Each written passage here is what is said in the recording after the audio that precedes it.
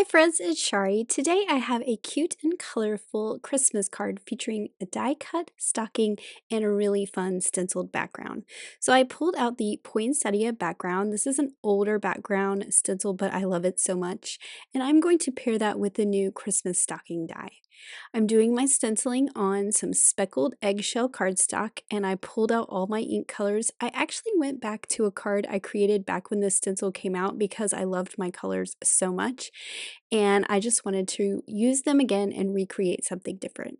Now this stencil set has 3 stencils and they are numbered in the top corner, and I am starting with stencil number 1 because this one has the big poinsettia flowers. I'm using Wild Rose ink, and you can see I am trying to tap it off a little bit and be pretty light-handed so I get a nice light pink color. This stencil also has some of the little dots and stars that are sprinkled around between the flowers. Once I get a good layer of that color, I'm moving on to stencil number 2, and I'm using the etching lines in the stencil to help me line this up. Now for this one, we have lots of colors to use. I'm using number 2 pencil and a little finger brush to fill in the center of the flowers with the yellow.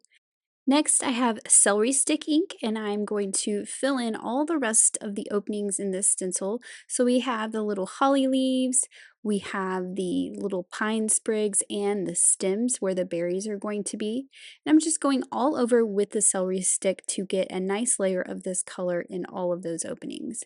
Then I'm going to come in with a darker green. So this is freshly cut grass. And again, I'm using the little finger brush, and I'm just doing the bottom half of the pine sprigs. So you can see the pine sprigs are going to be two-tone in a dark green and a light green. Then the last thing I want to do with this second stencil is come in with some peacock ink and color the bottom half of the holly leaves. So this brings even more color to this layer of this stencil. And I think it makes those holly leaves stand out and look different than the pine sprigs. So once I have that looking the way I want, I will pull this away and you can see those different leaves. Now for the third stencil, I'm going to line this one up, and you can see this one overlaps the poinsettia leaves that we did earlier. So I'm using a darker pink color, so I'm going in with raspberry. I'm going to kind of start at the center of each flower and then go in a circle and pull that color out. Then I can go back through and get those little leaves that are in between the big leaves and make sure everything is colored in nicely. I do like it a little bit darker with those veins that are on there towards the center of the flowers. There's also some berries on this stencil, so once I get all of these flowers done, I'm going to go in a little more heavy-handed and do the berries so that they are bright, bright red. This looks great. Let me pull that away and look at that beautiful background. I'm also going to add some gold metallic watercolor splatters to this, so there's just some very subtle shine to this background. And then I will set that aside to dry. You can kind of see those gold shimmers start to show up as that watercolor dries. Now for the image on this, I'm using the Christmas stocking die. I've cut the main part of the stocking from raspberry cardstock, and I want a tone-on-tone pattern. I'm using the new Cozy Sweater stencil and raspberry ink to add that tone-on-tone pattern. Now this stencil is kind of delicate and it is in lines. So you're going to see me, instead of going circular in motion, I'm just going to go up and down and follow those stripes with my inking tool. I'm going very heavy-handed so I get a lot of ink through that stencil so that this raspberry ink will show up on the raspberry cardstock. Once I get that inked all over, I'm actually going to pull it up and check and see that it's nice and even. Looks like the hill needed a little bit more. Honestly, I probably could have left it because that gets covered up with another little die cut detail piece. But I'll pull this away and look at that really fun Christmas stocking with that fun stripe detail. Now for the toe and the heel, I decided to cut them out of that same speckled eggshell cardstock and ink them so they match the colors in my background. So I'm using my grip mat to hold them in place. I'm going to ink them all over with that celery stick ink, which if you recall was the lighter green I used all over. And then for these, I'm going to grab that peacock ink so I can make these match the colors of the holly leaves. And I'm just going to go right at the toe with that peacock ink and right at the heel and kind of fade from peacock to celery stick. And that matches that background perfectly. I think that looks great. Now for the top, I wanted it to match as well, so I cut it from that same speckled eggshell cardstock. And for this one, I'm using the wild rose ink, which was the lighter color I used on the poinsettias. Then I'm going to come in with a little bit of raspberry and just pull it up from the bottom right at that little scalloped edge detail. And once I get this inked, I will also run this through the die cut machine with the little snowflake detail that you can cut into the stocking. So I will just grab that little die and line it up and run that through the die cut machine and I'll get those little die cut snowflakes. Now I can use a little bit of liquid glue and add these details to my stocking. So we have the toe and the heel and then the top, and you can line up the top with that slit and that will make this a stocking that you can tuck things down into. Now that the splatters on my panel are dry, I can trim this out with the largest of the outside in stitch rectangles. And I thought this was kind of busy, so I wanted to tone it down a little bit. I'm pulling out giant holiday messages because it has a coordinating oval shaped die.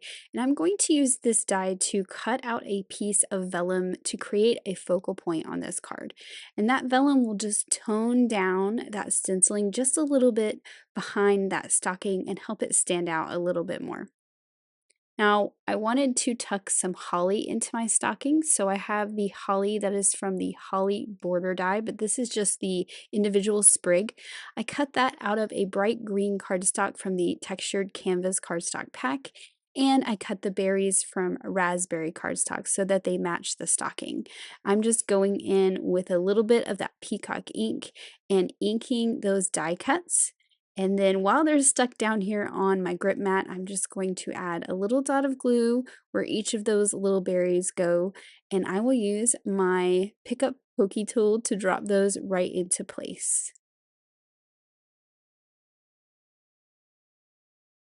So I only have two sprigs here, but I want to trim them down so they're not exactly the same. So I'm just trimming off some of those pieces so I have some shorter holly sprigs that I can tuck in there. And actually the one that I trimmed down even shorter, I'll just tuck that in there too and use the leaf that is in front to kind of cover up where I cut the pieces apart. So that looks pretty good. Instead of pulling them out and trying to glue them back in place, I'm actually going to grab a piece of washi tape and just tape them on the back side, and now they're secure and they're not going to go anywhere. Now for the border around the outside, I decided to use some of the All the Sparkles paper. Now this color matches great with the colors in my card and my background, and I like that little hint of foil that's going to peek out around the sides. So I've just cut this to 4¼ by 5½, and I'm adding it to a card base. Then I can add my stenciled background right on top, and you can see I get that fun kind of aqua green border around it. Now I can add my vellum and I'm only putting the adhesive in the center because I know that will be covered up by the stocking.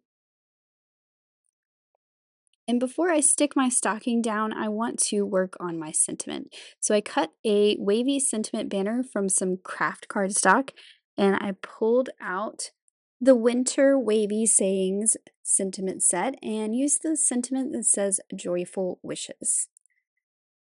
I'm adding some foam squares to the back of this and I'm just going to pop this onto the card right along the bottom of that vellum oval. And then I will also add foam squares all over the back of my stocking. But before I stick it down, I wanted to add some twine. So I have some white twine. I'm cutting 2 lengths of it. I'm going to tie this into a bow.